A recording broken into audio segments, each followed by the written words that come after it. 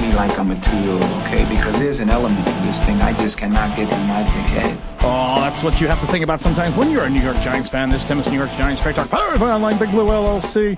Want to talk about this continuation of the Abdul Carter. He's a perfect fit for the Giants fiasco.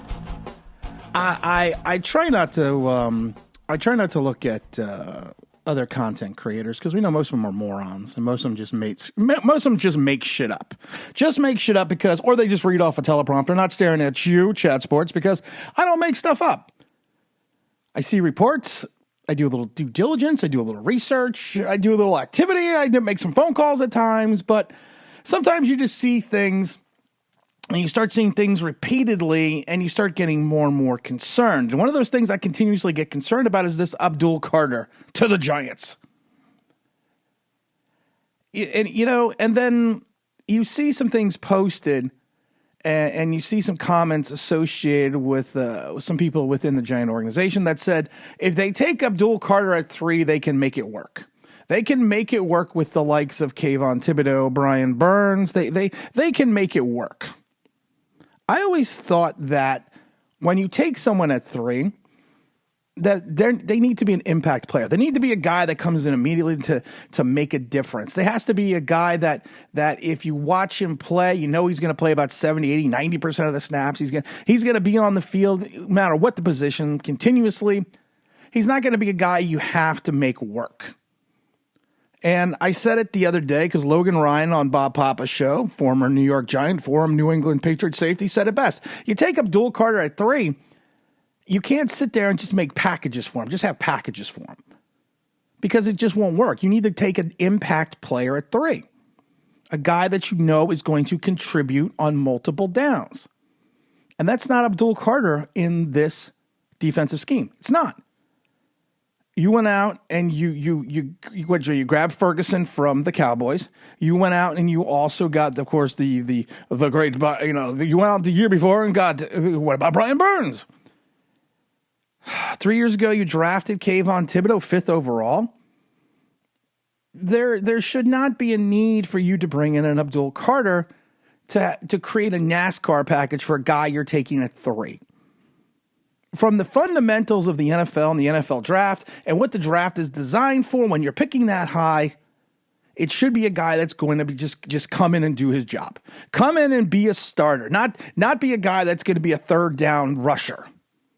It makes zero sense.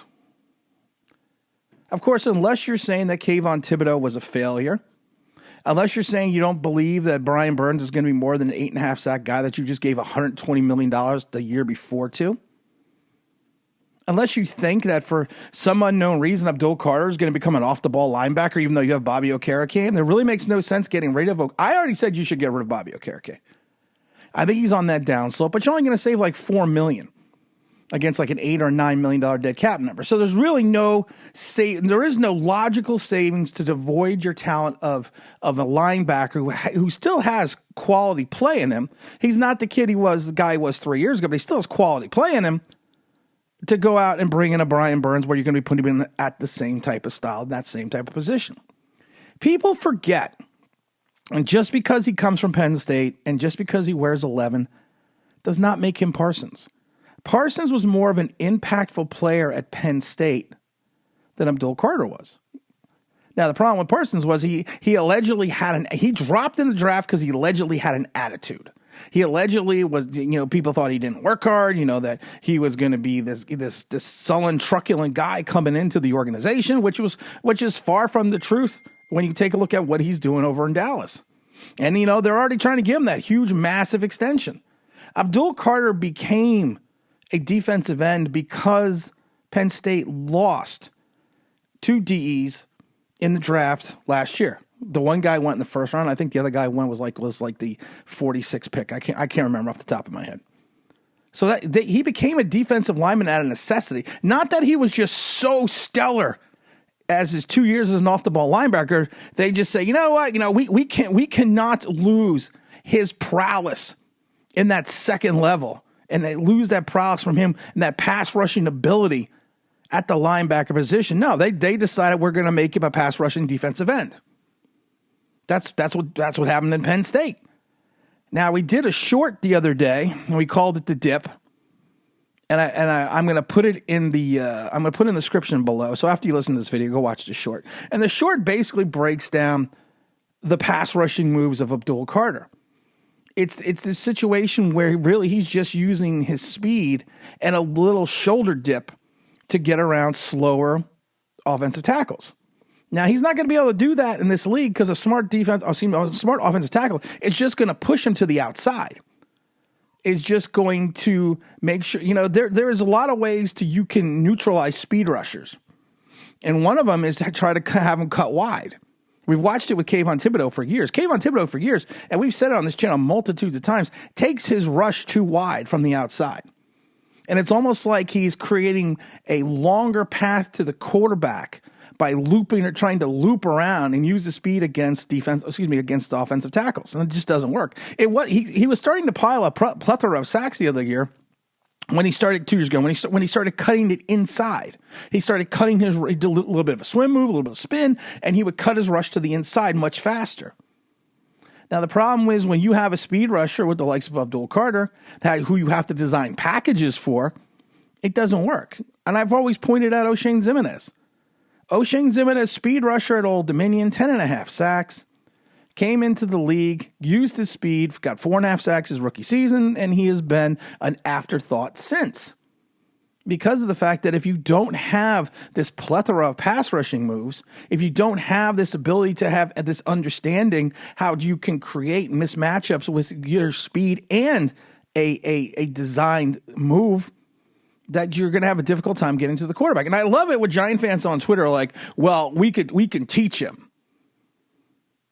So a guy that's really never played, guy's only played one season at defensive end, who you're not sure you have the ability to teach moves, teach a foray of pass rushing moves. You're going to take him at 3, build packages for him, and then hope your defensive line coach and your defense coordinator and the New York Giants, which does not have a history of cultivating their own talent, will be able to impart their wisdom into making him a better pass rusher by showing him how to create different moves to create mismatches against certain offensive linemen. That's a lot of hope. I can't. I always think of it. Some motherfuckers are always trying to ice skate uphill. It's like we're ice skating uphill. And we're trying to convince ourselves we can take him at 3 and get away from the quarterback situation because of the fact that even though we desperately need a quarterback, I'm not saying that taking a quarterback is a slam dunk here at 3, because I still think Shedeur Sanders is going to Cleveland. I think there's still a lot of smokescreen about that. But you are going to try to make a square peg fit in a round hole in reference to drafting a guy that doesn't make sense for not only the talent you have on the roster, but your scheme, because you're going to put him in a crowded defensive end position, and you're going to hope that he's going to fit. I've said it before. Travis Hunter's there at 3, and you don't trade back. You have to take Travis Hunter. I don't even agree with the Travis Hunter pick, because you're going to go best player available. The only problem is when you're picking 3, a lot of times taking best player available when you're a bad team doesn't work. And again, you gave Adebo 54-36 guaranteed to be a press cover corner in a man-to-man style defense, which you don't run. You have Banks, who you drafted now 2 years ago, and has the same issues as your newly minted free agent shutdown corner. You also have Drew Phillips, who you just took last year. You also have Cordell Flott. So you're going to be moving Travis Hunter, which most people think is his best position, into a crowded defensive backfield when you already have 2 press cover corners that excel at man-to-man, but you have a guy in Shane Bowen who doesn't really run that system if you take a look at his body of work going back to Tennessee and the first year with the Giants, and doesn't have the lineage of creating or helping to maturate corners in his systems, because it just doesn't work out. Like I said, his secondaries outside the safety play have been terrible in Tennessee. It wasn't until, we talked about it a million times, it wasn't until Jim Schwartz came in for 2 years as the mentor. And Jim Schwartz even said, I am a mentor I am the mentor and a second set of eyes for the guys here. So now somehow Shane Bowen is going to be able to cultivate these press cover man-to-man corners when he doesn't run that style of defense. And then what are you going to do? You can take Travis Hunter and put him on the other side of the ball? Okay, so Malik Neighbors is probably going to be pretty excited that he's going to lose targets, because of the fact that you already know when he's not targeted early and often, he already complains. And I love when people point out Jamar Chase and T. Higgins. Totally two different situations. But you got to give credit to James Williams. James Williams had a great point. Name a team that has taken a wide receiver 2 years in a row within the top 10. I can think of the Detroit Lions. I guess it was Carlos Rogers, Roy Williams, and Michael. Roy Williams? Yeah, Roy Williams and Michael Williams from USC. And outside of Roy, who had somewhat of a career, none of these guys worked out.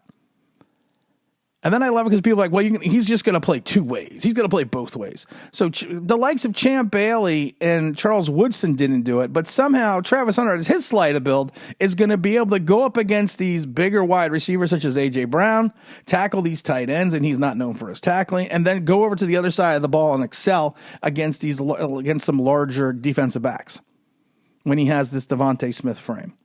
What you're going to do with Travis Hunter is you are going to use one of his top qualities, which is either going to be defensive back or wide receiver for the majority of the time, and maybe give him 4 or 5 plays on the other side of the field.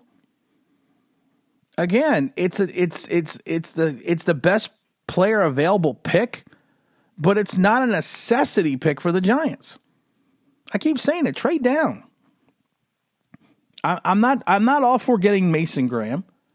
Only because of the fact that I think Mason Graham and Dexter Lawrence do too many of the same things. And I know people are like, well, I love it now. For 6 years, we have to get help for Daniel Jones. We got to get help for Daniel Jones. Now we have to get help for Dexter Lawrence. We got to get help for... You pay Dexter Lawrence Aaron Donald money. So Dexter Lawrence, it has to be Aaron Donald. He doesn't need help. And I love it when I ask people all the time, name the other defensive tackles that went alongside of Aaron Donald. And everyone comes up with Ndamukong Suh. Ndamukong Suh for what? 1 year at the end of his career? Come on, people, get real. The Giants are just in this weird conundrum at 3. And I've said this before. We're at this weird spot at 3 where some of the players that are the best players available we don't need. Or the fact that we're going to have to we're basically redrafting positions. You get Abdul Carter, you're telling me that either Brian Burns or Kayvon Thibodeau aren't worth what you where you drafted them or with the money you gave them. If you go with Travis Hunter and you move him into the secondary, you're telling me that either Banks or Flott or you don't have confidence in Drew Phillips because you're trying to bring this guy in. And then if you put him on the other side of the ball, what you just gave $36 million to Darius Slayton to be your number 2. So now you're going to drop him down to 3 and you're going to take targets away from Malik Neighbors? And you think Malik's going to be happy? There is just too many weird things going on with this third pick. I said it before. The Giants should just trade out. But like I said, even if you went with a Mason Graham, I wouldn't like it unless you were planning on trading Dexter Lawrence either this year or next year. Because they are too much similar of a players. You need someone to run with Dexter Lawrence that does the dirty work. Someone like, we've said it before, someone like a Dalvin Tomlinson. Someone that's going to do the things that don't show up on the stat sheet. But this is the way you need to look at this. You can't sit there and see Abdul Carter or whomever at 3 and say you are going to make it work and build packages for him when you need to have that impact player at 3. Oh, I don't know. I think we won't have a live stream again until Sunday. You never know. We might jump on the mic on Friday. It's already Wednesday, so who knows? We shall see. And as always, don't forget to like, subscribe. Don't forget to ring that bell because you want to know why. That'd be awesome.